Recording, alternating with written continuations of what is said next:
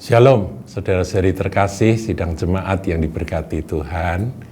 Saudaraku, dalam Suara Gembala kali ini saya akan menjawab sebuah pertanyaan yang diajukan oleh seorang saudara.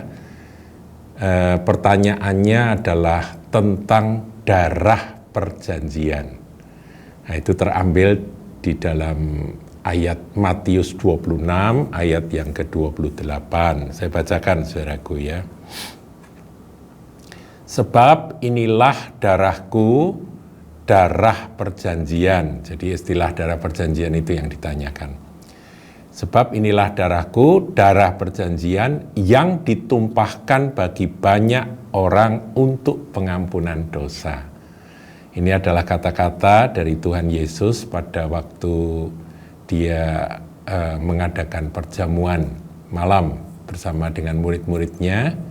Nah, ketika dia mengambil cawan yang berisi anggur itu, dia berkata, inilah darahku, darah perjanjian yang ditumpahkan bagi banyak orang untuk pengampunan dosa.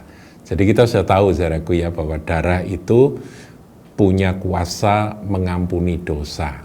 Jadi ketika Tuhan Yesus nanti menggenapi apa yang dia sampaikan di sini, yaitu dia benar-benar mencucurkan darah, mulai dari dipukul, dicambuk, sampai akhirnya dia dipaku di kayu salib, dan darahnya terus menetes, terus mengalir.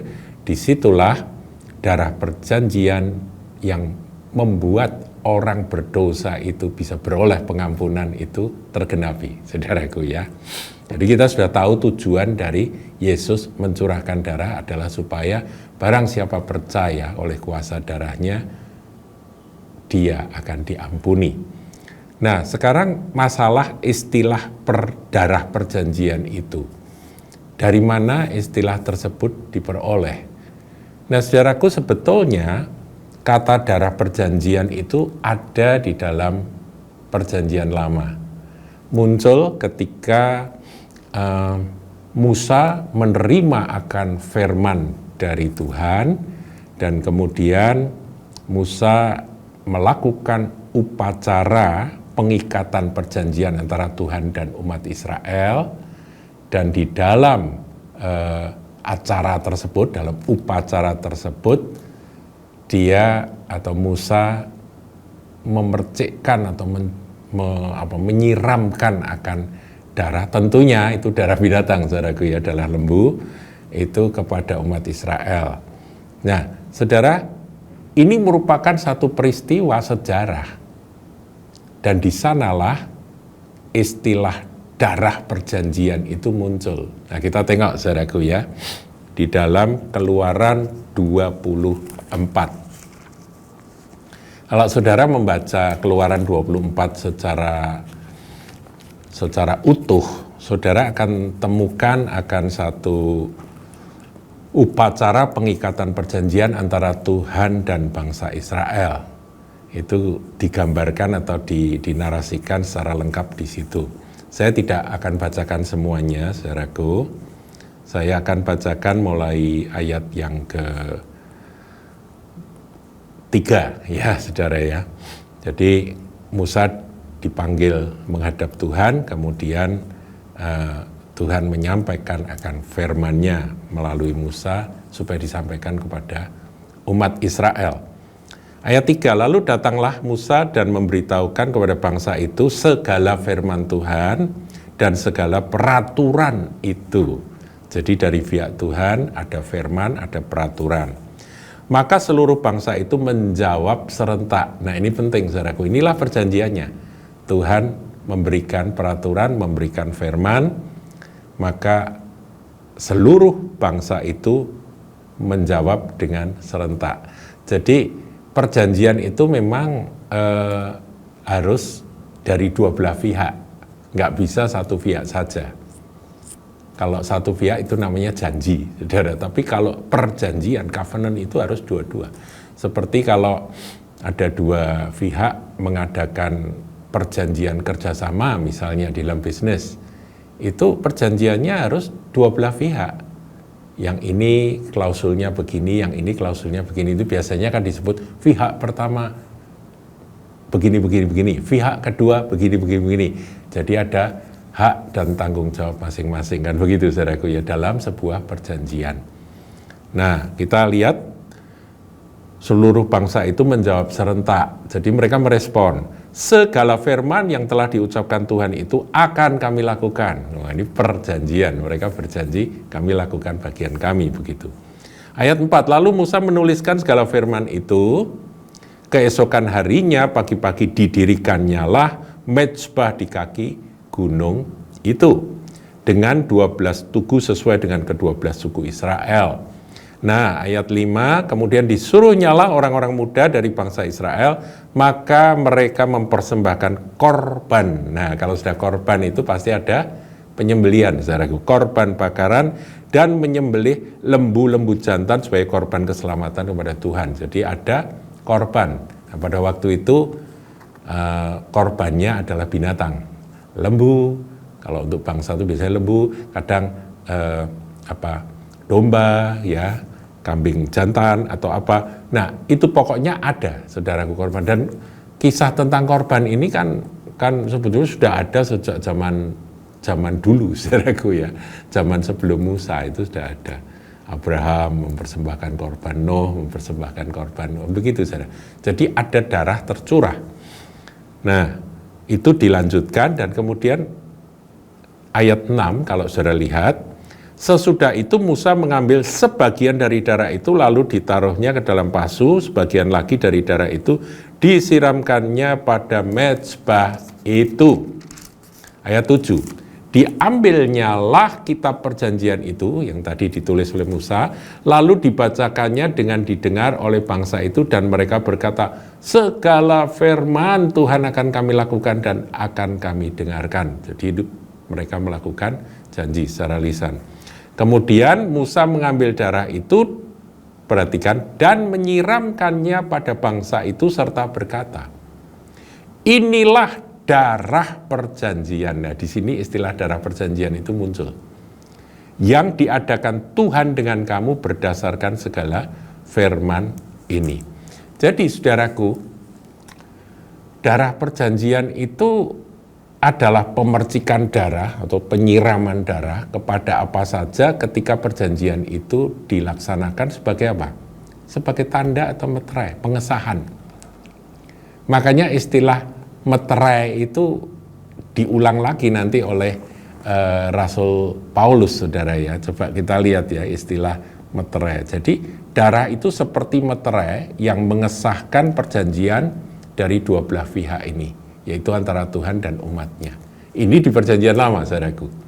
Nanti kita lihat perjanjian baru, saudaraku. Kalau perjanjian lama darahnya adalah darah binatang yang dilakukan oleh Musa itu, yaitu dengan memercikkan. Itu nanti diulang lagi, saudaraku, di dalam Ibrani ya. Dijelaskan lagi, diulang lagi lebih detail di dalam Ibrani. Tapi kita akan lihat meterai dulu ya, kata meterai itu supaya kita paham.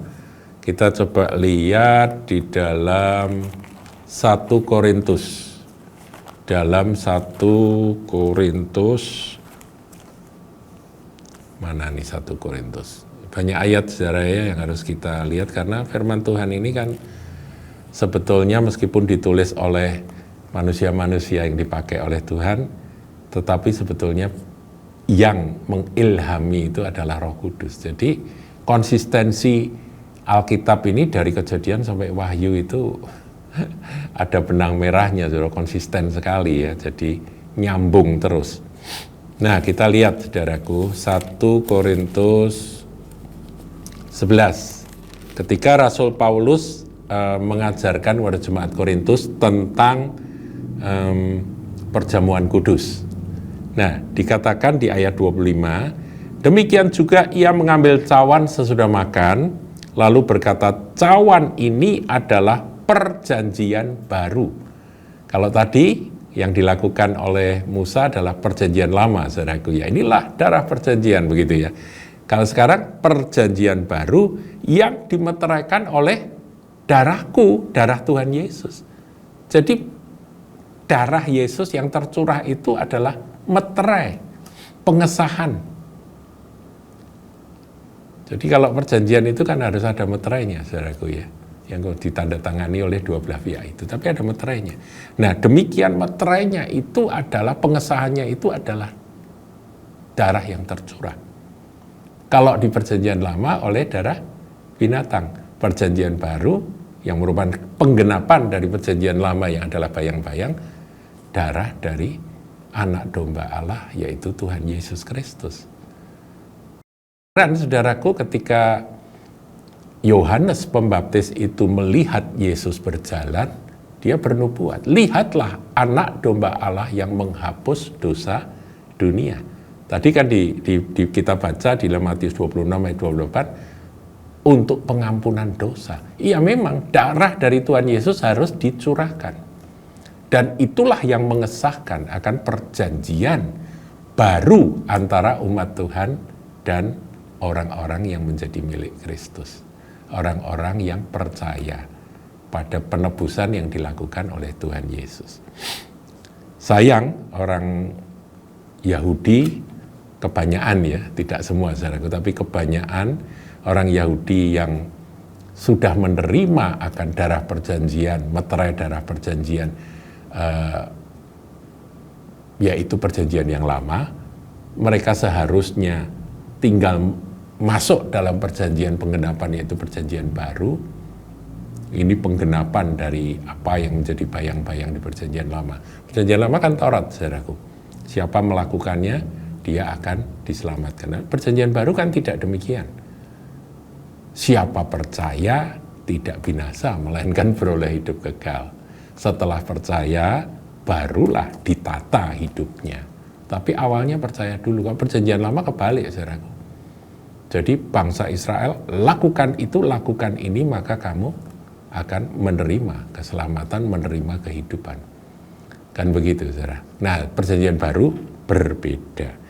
Nah, Yesus itu anak domba Allah yang menghapus dosa dunia, itu juga disebut dalam 1 Korintus 5 ayat 7.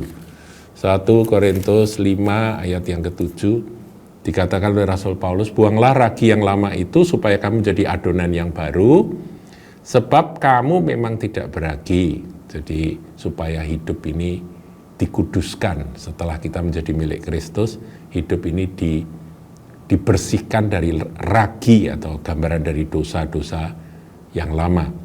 Sebab anak domba Paskah kita juga telah disembelih, yaitu Kristus. Kalau untuk lepas dari perbudakan Mesir, umat Israel diperintahkan untuk menyembelih anak domba Paskah pada malam itu. Demikian anak domba Paskah kita secara rohani sudah tersembelih, yaitu Yesus Kristus, anak domba Allah yang menghapus dosa dunia. Nah, saudaraku, tadi saya katakan bahwa